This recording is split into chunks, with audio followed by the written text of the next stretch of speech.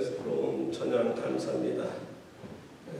목사님이 찬양도 전문에서 잘하지만 중학교 학생들을 위한 그 영상, 예배 영상을 올리는 게 참 좋다고 멀리서까지 소문이 들어요. 텍사스에서부터 좋다는 소문이 있어서 제가 어저께 오늘 예배 거와 지난주 거를 이렇게 동영상을 처음 봤습니다. 그동안 제 설교 준비하느라고 마음이 없어서 보다가 봤더니 정말 잘하시더라고요. 그래서 우리 성도님들이 우리 아이들뿐만 아니라 여러분들이 아시는 먼 사돈의 팔촌의 그 손주들, 뭐 집에서 이렇게 빈둥빈둥 노는 애들, 걔네들한테도 보내주셔서 좀 쉐어했으면 좋겠어요. 많은 아이들이 보면은 많은 은혜를 받을 거라 생각합니다. 2주 전에 본문 앞에 있는 말씀을 토대로 12가지 감사할 이유를 찾아보았는데요. 그 중에 가장 감사할 것은 하나님께서 우리를 구원하시기 위하여 계획을 세우셨을 뿐만 아니라 그 구원을 끝까지 이루시는 사실에 대해 감사하고, 또한 감사한 것은 그 구원의 역사에 우리를 참여하도록 하신 것 역시 감사하다고 말씀을 나눴습니다. 오늘은 본문을 통하여 고난에 관하여 생각하기를 원하며 다음에 3가지 포인트로 나누어 상고하고자 합니다. 첫 번째, 고난을 통하여 복음의 확산. 두 번째, 고난을 통과하여 그리스도를 존귀케 함. 세 번째, 고난을 견디며 복음에 합당한 삶. 첫 번째, 고난을 통하여 복음이 확산됩니다. 오늘 본문 12절부터 18절까지의 말씀을 보면 사도 바울이 자신이 고난을 당한 일로 인하여 도리어 복음이 더욱 전파되는 것에 감사하고 기뻐한다고 말씀하고 있습니다. 자신이 감옥에 갇혀있는 동안에 다른 전도자들이 더욱 열심히 복음을 전파했는데, 그 중에는 선한 의도로 사도 바울이 감옥에 갇혀있으니 우리라도 열심히 복음을 전해야 한다는 사람들도 있었지만, 어떤 이들은 선한 의도가 아니라 평소에 사도 바울을 시기했고 그와 경쟁하는 자세로 열심히 전도하여 자기의 이름을 내세우고자 했던 자들이라 15절과 17절에 말씀하고 있습니다. 15절, 어떤 이들은 투기와 분쟁으로, 어떤 이들은 착한 뜻으로 그리스도를 전파하니. 17절, 그들은 나의 매임에 괴로움을 더하게 할 줄로 생각하여 순수하지 못하게 다툼으로 그리스도를 전파하느니라. 어떤 의도로 하든지 사도 바울은 이 복음이 더욱 전파된다면, 그리스도가 전하게 된다면 자신은 기뻐하고 또 기뻐한다라고 말했습니다. 제가 시카고에서 섬기던 헤브론 교회는 이 가나안 교회와 서로 우리가 시카고에서 제일 큰 교회라 서로 주장하던 교회였는데요. 가나안 교회가 여러 가지 행사를 많이 했던 것으로 기억하는데, 나중에 이 헤브론 교회도 그 경쟁심에 있어서 많은 행사를 했던 것이 기억합니다. 교육자 회의 때 어떤 사람이 가나안 교회에 무슨 행사가 있었다 그러니까 담임 목사님이 그래 그럼 우리도 해야지 하면서 음악 목사님한테 찬양 집회 준비하라고 이렇게 당부하는 그 말을 기억하고 있는데요. 이 경쟁심으로 그런 집회를, 부흥회라든지 찬양 집회를 했던 것처럼 서로 경쟁심을 갖고 복음을 전한다는 것도 나쁘지 않죠. 그리고 제가 전도사 시절에 섬기던 복음교회는 제가 이전에 있었던 분이엘 교회처럼 담임 목사가 떠난 후에 둘로 갈라진 교회였습니다. 담임 목사였던 이 아무개 목사는 제대로 신학 공부도 하지 않았고 학력 위주의 목사 안수까지 그 교단의 사람 아무개 목사를 속여서 안수를 받았고 거짓말을 밥 먹듯이 하던 사람인데도 불구하고 시카고, 그 당시 시카고에서 가장 급속도로 부흥했던 이유는 이 목사가 얼마나 말을 잘하는 달변가인지, 이 어머니 날을 맞아요 그 교회에서 수요예배를 드릴 때 여러 그 대학교 한인회 그분이 SFC라고 해가지고 대학교마다 성경 공부를 시작했어요. 그 학생들이 모여서 약 50명이 좀 넘은 학생들이 찬양을 맡았습니다.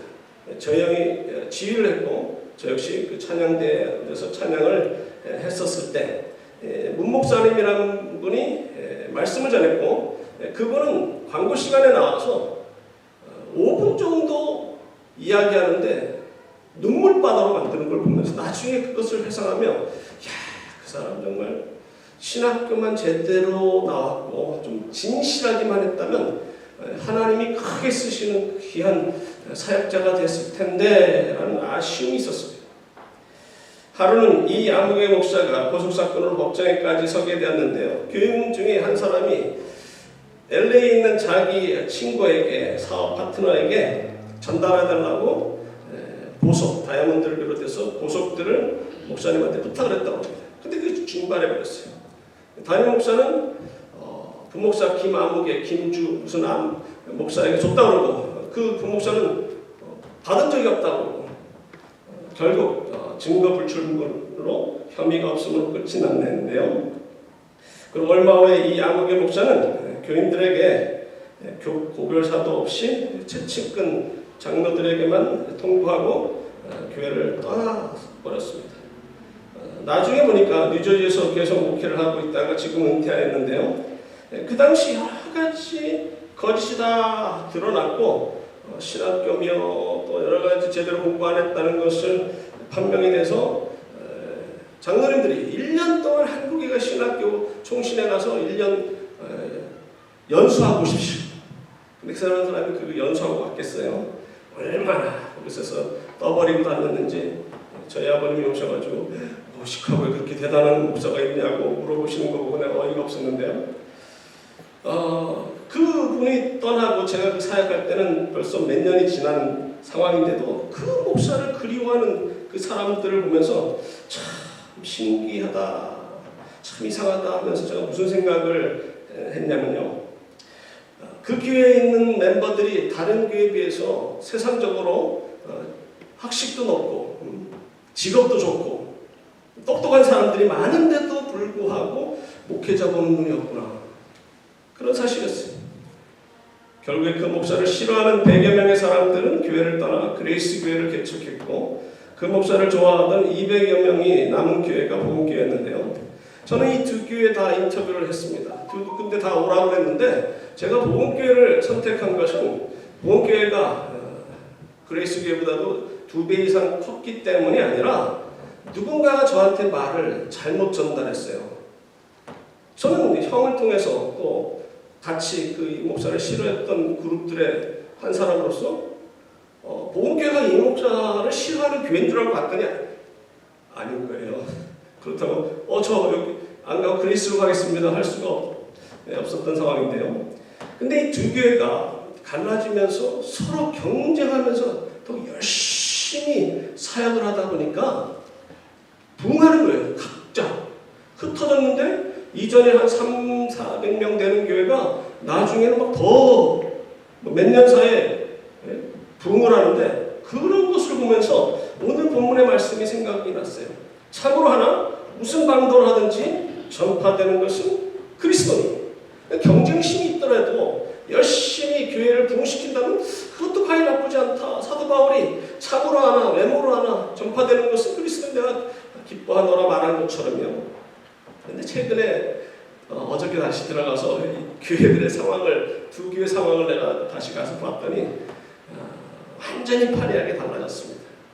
그레이스 교회는 시카고에서 가장 큰 교회로 성장했고 복음교회는 샴버그의 좋은 지역의 교회를 구입해서 갔지만 한 20년 동안 부흥했다가 한 8년 전쯤에 어려움을 겪은 것 같습니다.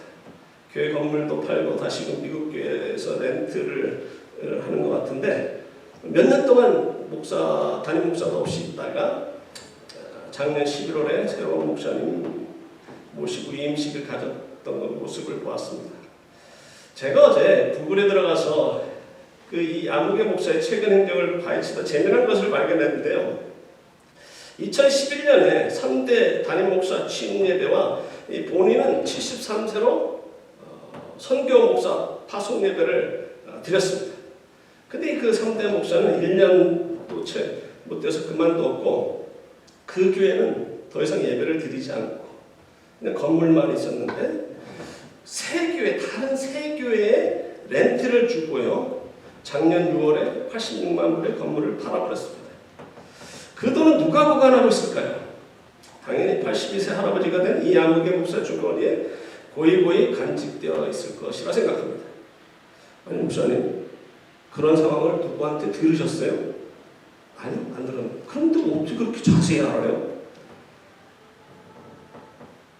인터넷에서요 3, 40분만 설치하면 모든 게 확 다 파악을 합니다. 이것이 바로 인터넷의 파워입니다. 그 교회의 주소를 찍으니 마치 그 박신장에 그 목사가 그 현대 제니시스 차를 타고 타는 모습이 나와요. 참 공교롭게 그 장면이 조금 흐리흐리해도 그 사람이라는 것을 분명히 알 수가 있습니다.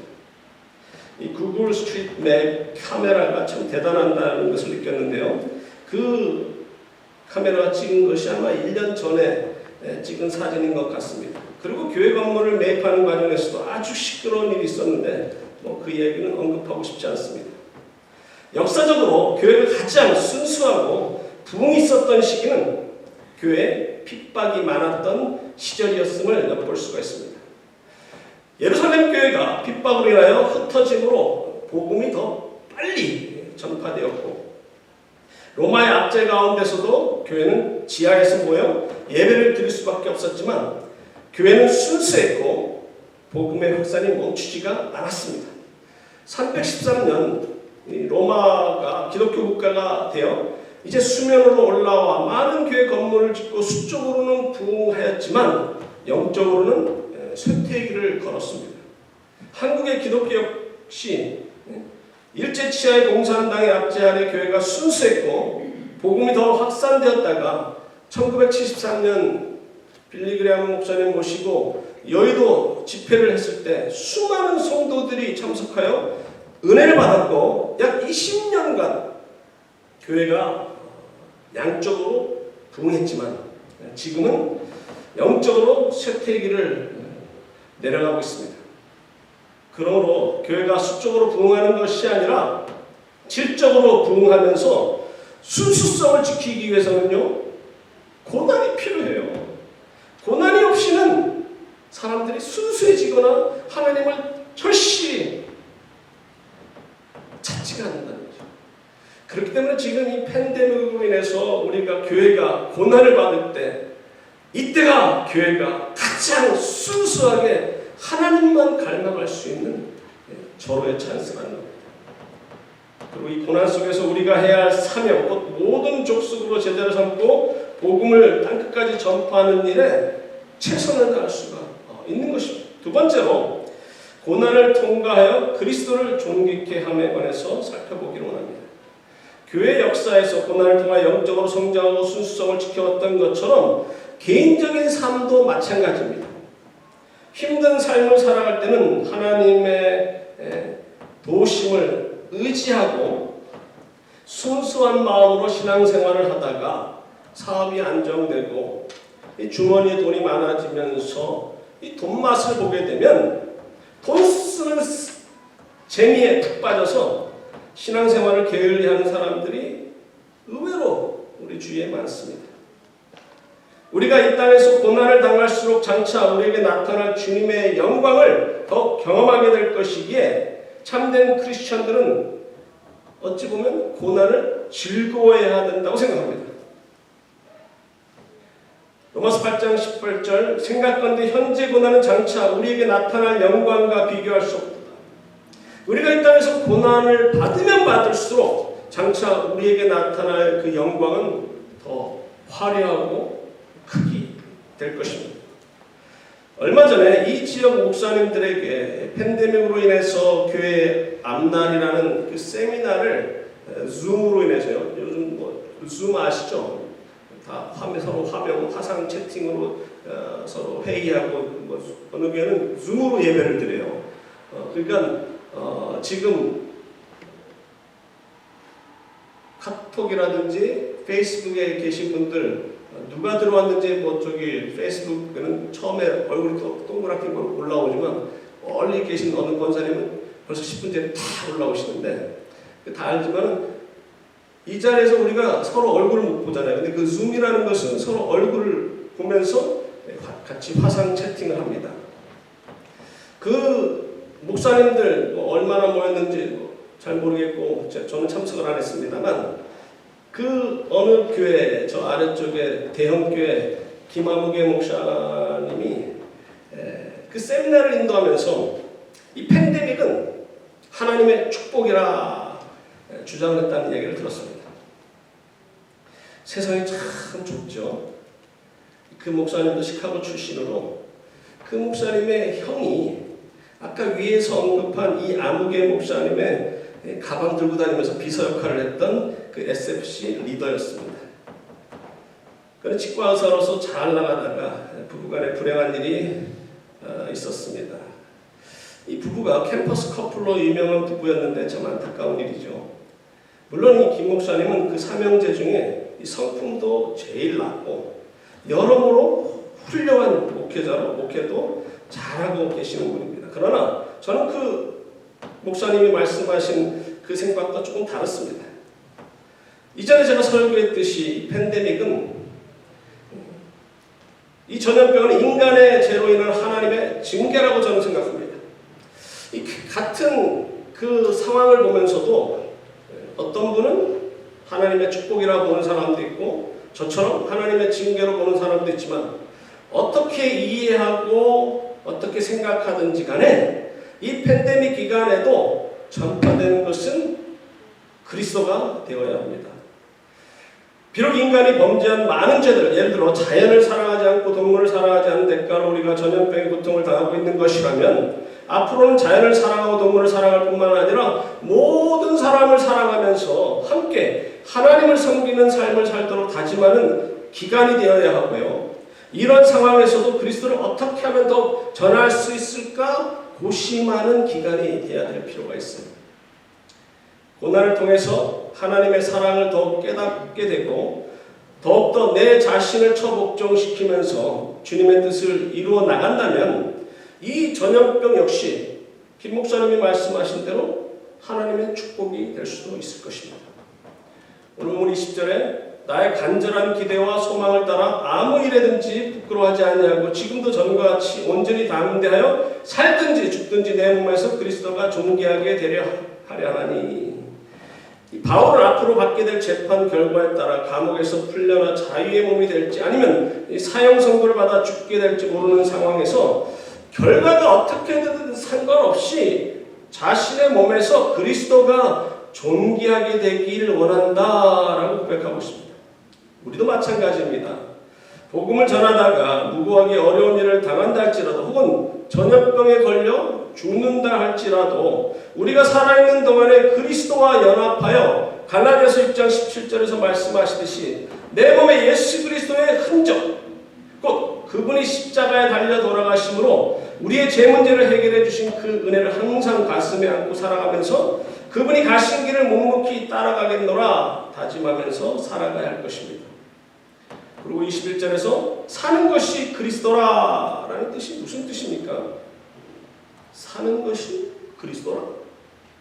그리스도를 위하여 사는 삶이라든지 혹은 그리스도가 삶의 구원이라든지 라는 말보다는 나의 삶 자체가 그리스도라 라는 의미로 이해될 수 있습니다. 왜냐하면 우리가 그리스도의 십자가 보혈로 죄의 문제가 해결된 후 그분과 연합하여 하나가 됐기 때문에 그래서 여러분들이 잘 아시는 갈라디아서 2장 10절 말씀 내가 그리스도와 함께 십자가 못 박혔나니 그런즉 이제는 내가 사는 것이 아니요 오직 내 안에 그리스도께서 사시는 것이라. 이제 내가 육체 가운데 사는 것은 나를 사랑하사 나를 위하여 자기 자신을 버리신 하나님의 아들을 믿는 믿음 안에서 사는 것이라. 그분 안에서 하나가 되었다는 거죠.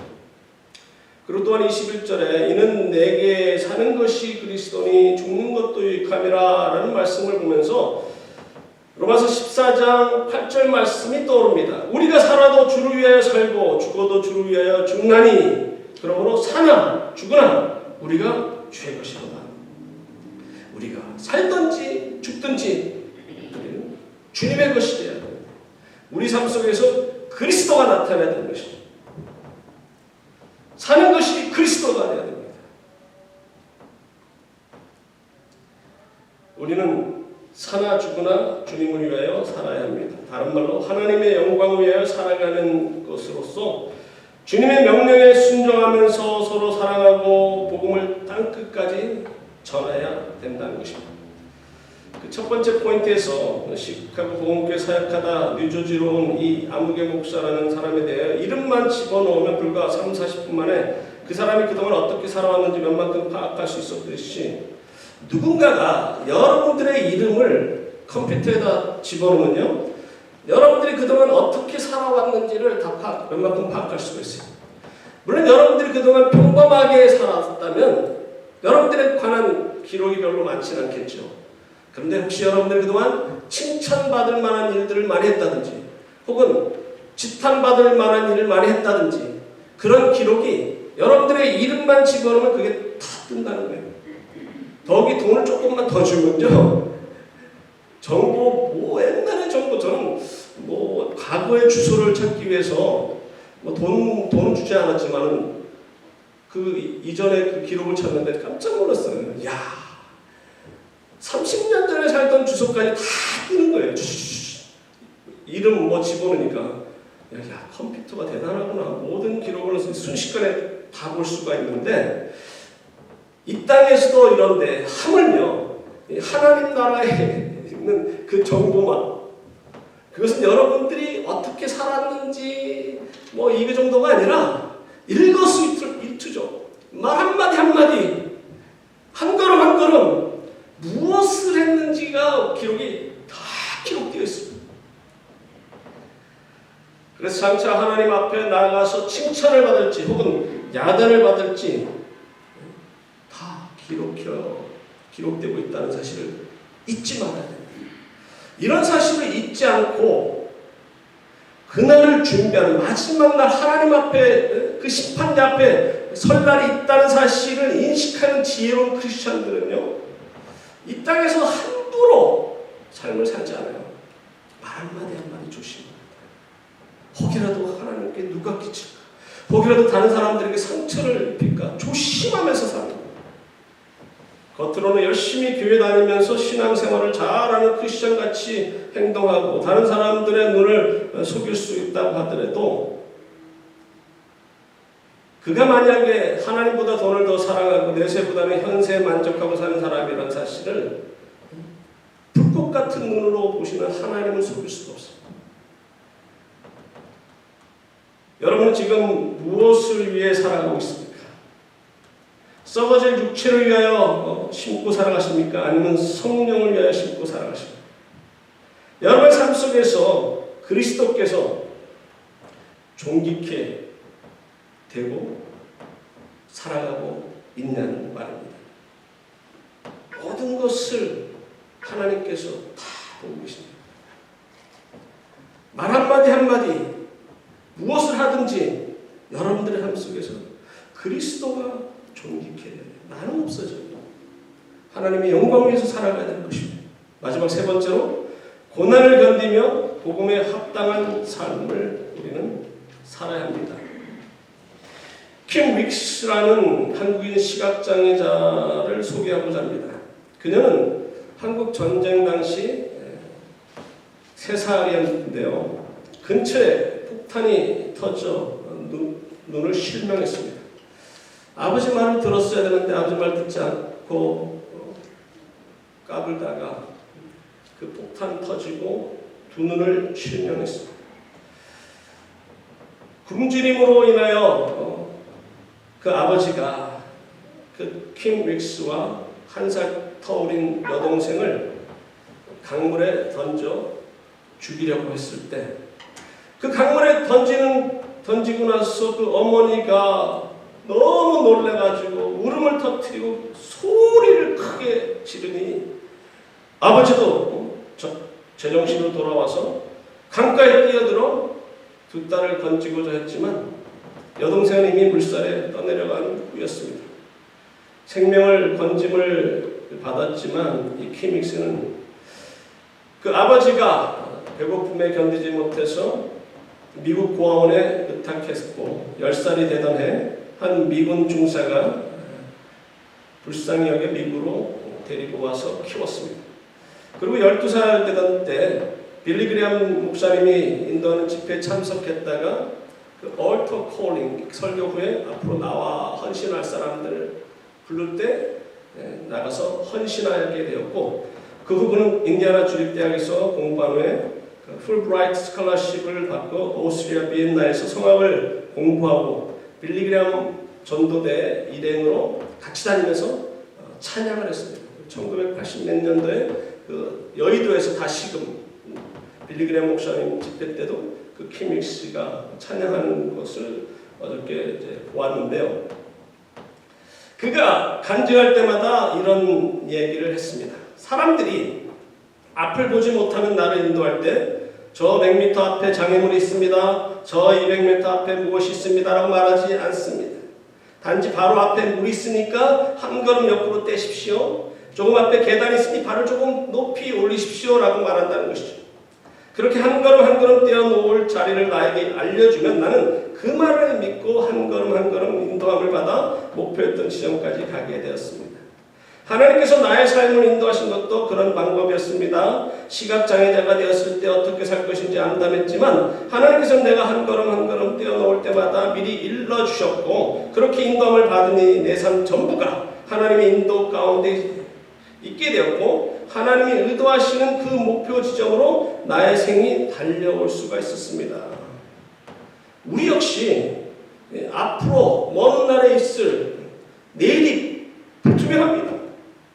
이 팬데믹이 언제까지 갈지도 염려가 되지만 우리는 두려움 없이 신실하신 하나님께서 그동안 우리를 지금까지 인도하신 그분께서 한 걸음 한 걸음 우리의 걸음을 인도하실 것이라는 것을 믿고 두려워하지 말고 하나님을 전적으로 신뢰해야 될 줄 압니다. 그러다 보면 마침내 하나님께서 의도하는 그 목적지에 도착하고 우리를 통해서 하나님께서는 영광받게 되는 것이죠. 저는 어제 이 킴 윅스의 찬양하는 모습을 유튜브로 보지 말 것을 괜히 보고 나서 눈물을 흘리고 말았습니다. 앞을 보지 못하는 사람이 참 은혜스럽게 찬양하는 그 은혜스러워서 또 그 모습이 앞을 보지 못하는 그 모습이 한쪽이 조금 눈이 좀 뜨이고 애처로워서가 아니라 오래전에 돌아가신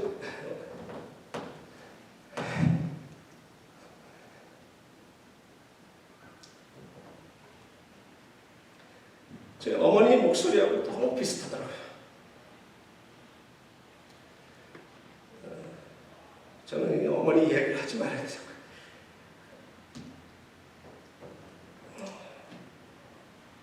그 신용산교회 금음악 목사 한 분이 저에게 그런 얘기를 했던 것이 기억납니다. 사모님은 시대를 잘못 태어나셨었다고. 조금만 늦게 태어나셨으면 훌륭한 성악가가 되셨을 때라는 말입니다.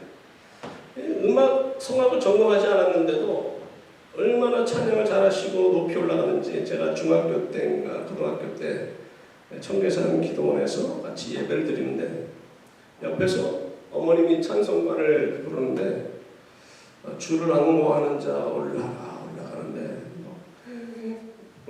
보면 구스버프가 얼마나 소리가 쫙 올라가는지요.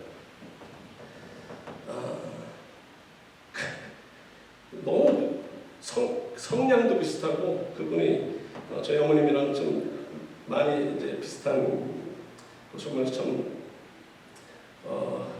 눈물을 오랜만에 많이 좀 흘렸는데요.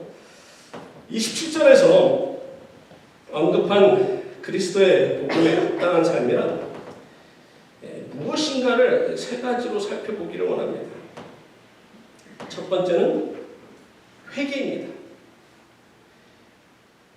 복음에 합당한 삶을 살기 위해서는 먼저 회개에 합당한 열매를 맺어야 합니다. 왜냐하면 예수님을 믿고 하나님의 자녀가 되었어도 사도 바울이 말한 것처럼 원하는 바 선을 행하지 아니하고 원하지 아니하는 바 악을 행하는 존재이기 때문이에요. 그리고 사도 바울이 고린도전서 9장 27절에 내가 내 몸을 쳐 복종하게 하면 내가 남에게 전파한 후에 자신이 도리어 버림을 당할까 두려워함이로다 라고 말하는 것은 열심히 사역을 하다가도 넘어질 수 있기 때문이며, 고린도전서 15장 31절의 말씀처럼 나는 날마다 죽노라 고백한 사도 바울은 자신이 살아가면서 아무리 열심히 주님의 사역을 감당할지라도 자신은 사라져버리고 자기 안에 그리스도만이 존귀하게 들어가길, 나타나기를 바라기 때문에 그런 말을 했다고 저는 생각합니다. 왜냐하면 우리는 죄성이 있기 때문에 제 자신을 처복종시켜야 돼요. 회개에 합당한 열매를 맺어야 복음에 합당한 삶을 살 수가 있습니다. 두 번째로, 우리를 부르신 분의 뜻 가운데 살아가는 것이 복음에 합당한 삶입니다. 27절과 28절에서 사도 바울이 빌립보 교회 교인들에게 내가 당신들과 함께 있든지 떨어져 있든지 당신들이 같은 마음을 품고 하나가 되어 복음의 신앙을 위하여 선한 싸움을 싸워나가면서 악한 마귀의 공격에도 두려워하지 않고 담대하게 살아간다면 이로 인하여 우리들의 대적은 멸망하게 될 것이고 당신들은 구원을 얻게 될 것이라 말한 것처럼 우리 역시 이 복음을 전하면서 어떤 사단의 계획에 두려워하지 않고 담대히 신앙의 싸움을 싸워나가게 된다면, 예를 들어서 이 팬데믹으로 인해서 여러 가지 교회가 어려움을 당하고 있습니다. 지난번에 제가 광고 시간에도 설교 시간인가요? 많은 목사님들이 염려를 합니다. 이 팬데믹이 앞으로 1년 이상 지연된다면 많은 교회들이 문을 닫을 것을 염려합니다. 예를 들어서 자체교회가 없고요. 저희는 그래도 자체교회가 있고 몰개지가 다 해결됐으니까 상대적으로 저희는 괜찮은 상황이지만, 교회가 없이 렌트해서 예배드리고 있는 그 한 20명, 30명 모이는 교회들이 상당한 타격을 많이 받을 겁니다. 이런 상황에서도 믿음의 사람들이 하나가 되고 이런 공격, 어떻게 보면은 외부의 공격에도 굴하지 않고 믿음을 굳게 지키고 주님의 몸된 교회를 세워나간다면 이것이 우리를 부르신 분의 뜻을 이행하는 삶이고 하나님의 자녀로서 마땅히 해야 될 믿음의 싸움을 싸우는 삶인 것입니다. 그리고 또한 에베소 4장 1절부터 3절까지의 말씀, 너희가 부르심을 받은 일에 합당하게 행하여 모든 겸손과 온유로 하고 오래 참음으로 사람 가운데서 서로 용납하고 평안에 매는 줄로 성령이 하나 되게 하신 것을 힘써 지키면서 살아가는 것이 우리를 부르신 그 분의 뜻을 이루면서 사는 거예요. 겸손, 온유, 오래 참, 서로 용납하고 평안에 매는 줄로 성령 안에서 하나 되는 것, 하나 되는 것을 지켜야 됩니다. 사단은 우리가 모이는 것을 흩어놓으려고 합니다. 하나 되는 것을 흩어놓으려고 합니다. 비록 우리가 몸으로 서로 함께 모여 예배 드리지 않는다 할지라도 이렇게 온라인을 통해서 우리는 하나가 될 수 있다는 것이 얼마나 감사한 것입니까? 세 번째로, 부름의 상을 위하여 달려가는 삶이 복음에 합당한 삶인 것입니다. 갈라디아서 3장 14절 말씀, 표대를 향하여 그리스도 예수 안에서 하나님이 위에서 부르신 부름의 상을 위하여 달려가노라. 이 말씀뿐만 아니라 오늘 본문 20절의 말씀, 나의 간절한 기대와 소망을 따라 아무 일에든지 부끄러워하지 않냐고 지금도 전과 같이 온전히 담대하여 살든지 죽든지 내 몸에서 그리스도가 존귀하게 되게 하려 하나니라는 말씀 역시 부름의 상을 위하여 달려가는 과정이고요. 23절의 말씀에서 자신이 세상을 떠난다면 약속의 땅 하나님의 나라에 들어가게 되니 더 좋은 일이지만, 내가 지금 죽으면 자신이 경험한 그 3층까지 가본 그 하나님 나라에 갈 수 있으니까 내 자신을 위해서는 좋지만, 그러나 24절 말씀처럼 살아있는 것이 너희를 위하여 더 유익하다 말하는 이유는 자기에게 맡긴 사명이 있다는 거죠. 그들을 가리키고 또 아직도 복음을 듣지 못한 자들에게 복음을 전해야 되는 그런 사명이 있기 때문에 내가 빨리 하나님 나라에 가고 싶지만 너희들을 위해서 나에게 맡긴 사명을 감당하기 위해서 남아있는 거라는 거예요. 이 명령에 온전히 순종하는 자들에게는 하나님께서 예비해 놓은 상급이 있을 것입니다. 그리고 29절의 말씀처럼 그리스도를 위하여 고난을 받는 것 역시 우리를 부르신 분이 주시고자 하시는 상급을 받기 위함이며 29절 상반절에 말씀하셨듯이 고난받는 그 자체가 은혜라는 거예요. 우리가 고난을 받는다. 이것은 하나님의 자녀라는 것을 증명하는 거예요. 우리가 고난을 잘 통과한다. 그럼 그 약속하신 상급을 우리가 받을 수 있기 때문에 그 고난 자체는 우리에게 주시고자 하시는 그 상급을 주고자 하는, 그러면 그 고난 자체가 하나님의 은혜라는 거예요. 하나님의 은혜로 예수 그리스도를 믿어 제사함을 받고 하나님의 자녀가 되고 나서 이 땅에서 편안한 삶, 안락한 삶, 가진 것을 누리고 사는 삶이 아니라 예수 그리스도께서 가신 길을 따라가는 고난의 길, 자기 자신을 부인하며 각자의 십자가를 지고 가는 좁은 길, 하나님의 미랄이 되어 자신을 죽어가는 그 희생의 길을 걷는 것입니다. 그리스도와 함께 죽어져가는 것이 성화단계이며 하나님의 미랄이 되는 삶이며 빛과 소금의 역할을 감당하는 삶입니다. 이런 삶을 빌립보 교회 성도들이 살았다고 30절에 말씀하셨듯이 이제 우리가 그런 삶을 살아갈 때라는 것이죠. 여러분은 여러분의 남은 생애를 누구를 위하여 살아가기를 원하십니까?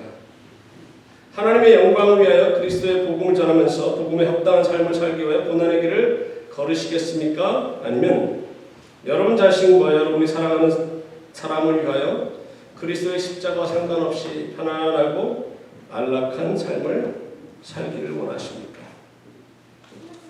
결론의 말씀을 맺기를 원합니다. 우리의 삶의 목적은 하나님의 영광을 위하여 살아가는 것입니다. 그분이 우리를 사랑하시어 독생자를 우리를 위하여 보내주셨고 그분이 십자가에서 흘리신 보혈로 우리의 죄가 사함을 받아 하나님의 자녀가 되었기에 남은 생애를 하나님의 영광을 위해서 또 우리를 위하여 예배해 놓으신 그 나라를 바라보면서 비록 이 땅에서는 고난이 많고 고통이 많지만 그 어떠한 고통도 고난도 참고 견디어 나가면서 하나님 말씀에 순종하여 하나님 앞에 나아가 예배드리는 것과 모든 사람들을 사랑하는 것과 그리고 땅끝까지 복음을 전하는 그런 삶을 사심으로 말미암아 또한 여러분들의 삶 속에서 무엇을 하든지 그리스도가 존귀하게 되게 살아감으로 말미암아 복음에 합당한 삶을 살아가시는 여러분과 제가 되기를 간절히 소망합니다. 같이 기도하시겠습니다. 고마우신 하나님 아버지, 은혜와 사랑을 감사드립니다. 즐거운